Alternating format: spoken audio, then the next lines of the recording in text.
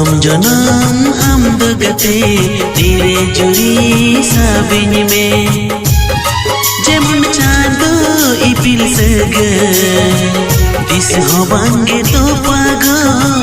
लिंगी अकन गादादा दिस होबांगे रुवड़ा जनम जनम आमद गते धीरे जुरी साबिन में जनम जनम आमद गते धीरे जुरी साबिन में जमन चांदो इपिल सग दिस होबांगे तो पागो लिंगी अकन गादादा दिस होबांगे रुवड़ा जनम जनम आमद गते धीरे जुरी साबिन में जनम जनम आमद गते धीरे जुरी साबिन में।